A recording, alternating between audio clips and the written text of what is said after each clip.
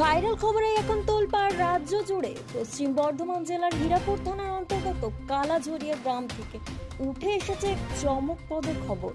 স্থানীয় বাসিন্দা কার্তিক চটরা, যিনি দীর্ঘদিন ধরেই বাবা লোকনাথের একজন একনিষ্ঠ সেবক হিসেবেই পরিচিত, জানিয়েছেন তার স্বপ্ন দেশেই এসেছে এক ভবিষ্যৎবাণী। কার্তিক বাবুর দাবি, আসন্ন সময়ের আগেই ঘটতে চলেছে চমক। তিনি জানিয়েছেন বিধানসভা নির্বাচনের আগেই অনুষ্ঠিত হবে লোকসভা ভোট, আর সেই ভোটের পরই ভারতের রাজনৈতিক অঙ্গনে টিকে থাকবে মাত্র দুটি দল, বিজেপি এবং তৃণমূল কংগ্রেস। বর্তমানে তিনি এক ব্যতিক্রমী আহ্বান জানিয়েছেন। রাজ্যের মুখ্যমন্ত্রী মমতা বন্দ্যোপাধ্যায়ের প্রতি তার অনুরোধ, মুখ্যমন্ত্রী যেন একবার আসেন কালাঝরিয়া শিব মন্দিরে। কার্তিক বাবুর কথায়, মুখ্যমন্ত্রী এলে তিনি স্বপ্ন দেশে পাওয়া সেই গোপন বার্তা সরাসরি তার হাতে তুলে দেবেন। মুখ্যমন্ত্রী মমতা মা, আপনাকে আমি জানাচ্ছি, আপনি আমার কাছে আসুন। আমার কালাঝরিয়ায় বাড়ি। আমার বাবার নাম সুনীল চট্টা, যার নাম আমার নাম কার্তিক চট্টা। কেন বলছি জানেন? লোকনাথ বাবা সব কিছু যে বইয়ে লেখা আছে সেগুলো প্রমাণ হবে বিশ্ববাসীর কাছে। আমি লোকনাথ বাবার ভক্ত। তাই যে 26-এ যে বিধানসভার ভোট আছে, সেই ভোটটা হবে না, আগে লোকসভার ভোট হবে।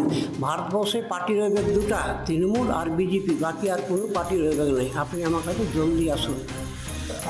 লোকসভা ভোটটা আগে হবে, লোকসভাটা আগে, তারপর বিধানসভা ভোটটা হবে। ওটা আমার কাছে এলে তারপর জানাবো লোক। হ্যাঁ, মুখ্যমন্ত্রী যখন আমার কাছে আসবে তখন আমি জানাবো, তার আগে নয়। কার্তিক বাবুর নিয়মিত কালাঝরিয়া শিব মন্দিরের পূজা পাঠ ও লোকনাথ বাবার সেবায় নিয়োজিত থাকেন। প্রতি সোমবারে তিনি ভালোবাসা ও ভক্তি দিয়ে প্রস্তুত করেন পায়েস প্রসাদ, যা গ্রহণ করতে দূর দূরান্ত থেকেই অনেকেই ছুটে আসেন মন্দিরে।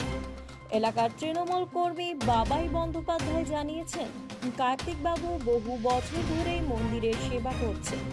তার এই বিশ্বাস ও আহ্বানকে গ্রামের মানুষ ভক্তির চোখেই দেখছেন।